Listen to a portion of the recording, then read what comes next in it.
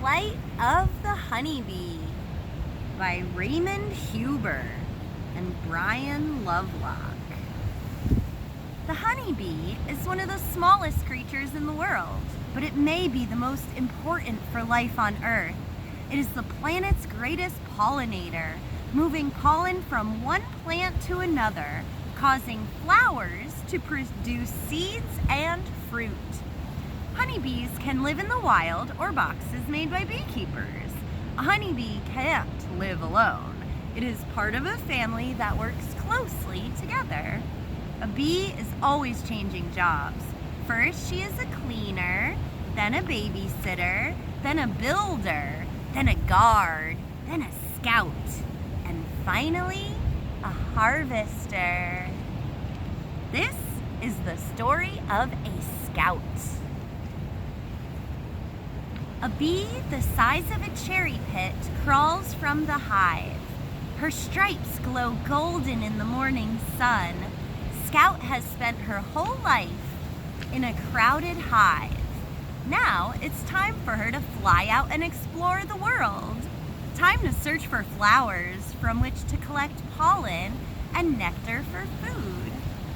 Her sister bees are inside making honey, but will there be enough? The cold is coming and Scout must find the last flowers of the fall. There are about 50,000 female bees in a hive and very few males. Interesting.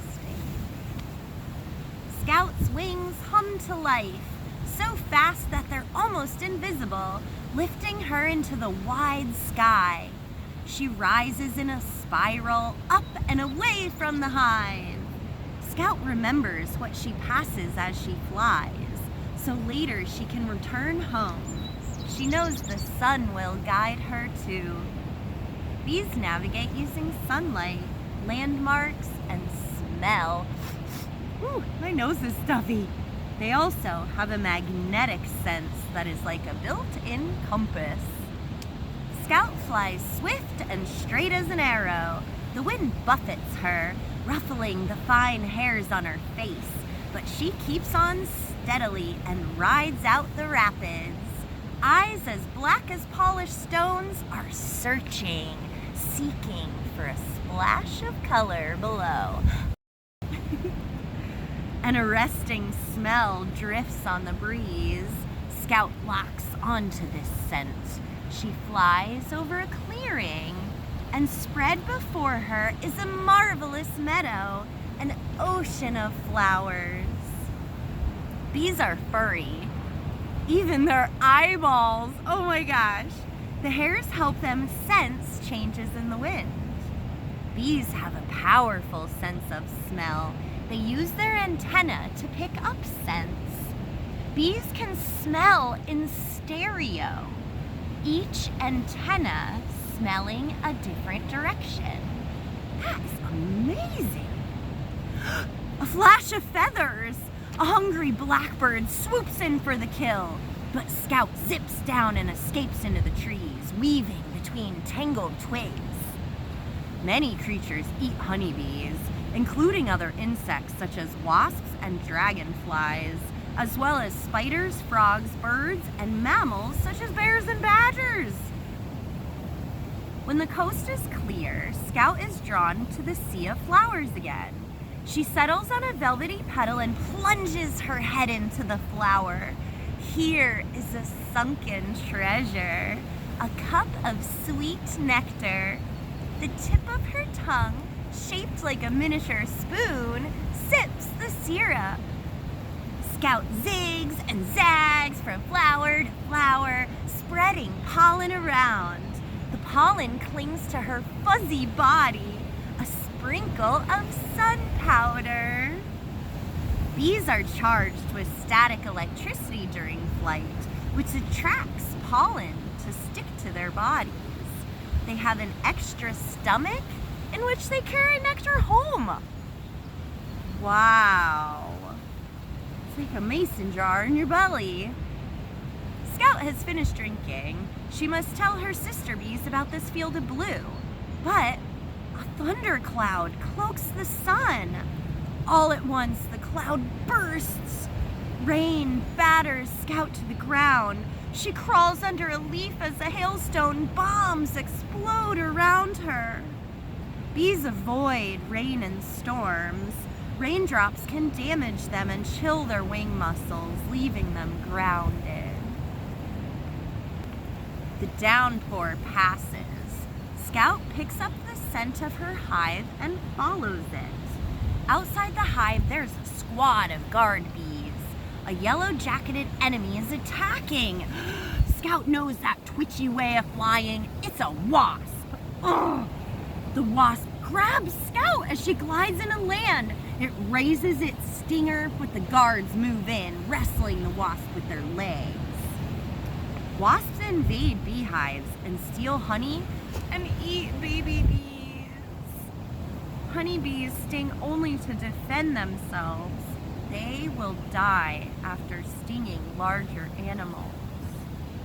The Scout is safe inside the hive at last, and she begins a dance on the wax comb. An audience gathers, captivated by the floral scent of Scout's body. Scout spins a story in dance. Every movement is a sentence. Scout waggles, twists, and turns, describing the route to the blue meadow. She pauses only to share samples of sweet nectar. Scout repeats her dance for many sister bees. The bees' dance is a complex language that can communicate millions of different messages. You're so smart. Now that the sister bees know where to find the meadow, hundreds of bees take off. They flick from the hive like golden pebbles. Bees need to harvest nectar for more than 2 million flowers to make enough honey to fill just one jar. Oh my gosh! Back in the hive, Scout passes her precious nectar to the house bees. They put it in the comb and fan it with their wings. The nectar will be transformed into liquid gold, honey for the bees to eat. Nectar is mostly water until the bees dry it and thicken it by beating their wings, converting it to honey.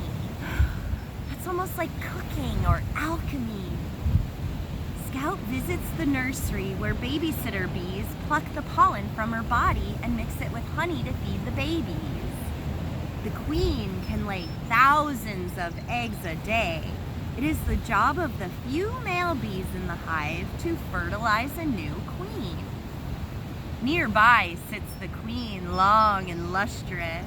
She is the mother of all the bees, laying eggs that look like tiny grains of rice.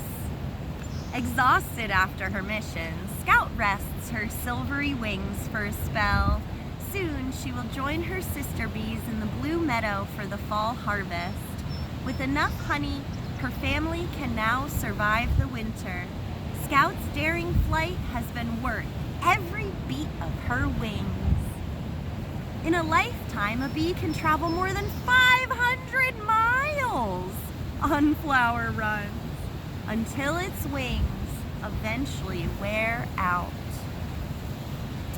They literally work themselves to the very end. We love you, bees!